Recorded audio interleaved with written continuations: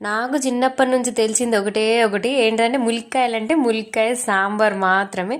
కానీ నేను ఈరోజు సాంబార్ కాకుండా డిఫరెంట్గా ములిక్కాయలు బాగున్నాయి కదా, ఒకరోజు సాంబార్ చేసి ఇంకొక రోజు ఆ, మసాలా కర్రీ అట్లా డిఫరెంట్గా ట్రై చేద్దామని చేసిన.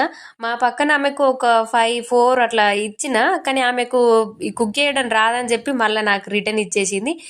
ఎలా అయినా ఇట్లా ఈరోజు కుక్ చేసి ఆమెకి ఎట్లా అయినా ఇవ్వాలని చెప్పి టేస్ట్ చేపిద్దామని ఆమె కోసం వండుతుంది ఈరోజు. అసలు నాకు ఇంట్రెస్ట్ లేకుండా ఈరోజు మునక్కాయలు వండుదామని. ఎక్కడికైనా భోజనాలకు వెళ్ళినప్పుడు సాంబార్లోని ములక్కాయల కోసం క్యూ పడతారు. అసలు అందులో ఏముండో ఏమో కానీ అసలు నాకు ఈ ములక్కాయలు అంటే అస్సలు తినబుద్ధి కాదు. అందులో సాంబార్ తింటా కానీ ములక్కాయలు మొత్తం తీసేస్తా. అనుకున్న వాళ్ళకి, కావాలనుకున్న వాళ్ళకి ఆ ములక్కాయలు రావు, కానీ నాకు నాట్లాంటి వాళ్ళకు ములక్కాయలు వస్తాయి. మనం ఏదైనా ఫ్రై కర్రీ చేసినప్పుడు కొన్ని వాటర్ పోస్తాం కదా, ఎట్టి పరిస్థితులను వాటర్ పోసినాక అసలు కలపద్దు. ఎందుకంటే ఆ ముక్కకున్న మసాలా మొత్తం వాటర్లోనే మిక్స్ అయిపోతుంది, అసలు మసాలా టేస్టే రాదుగా. Okay bye. ఒక చిన్న లైక్ చేయొచ్చు కదా.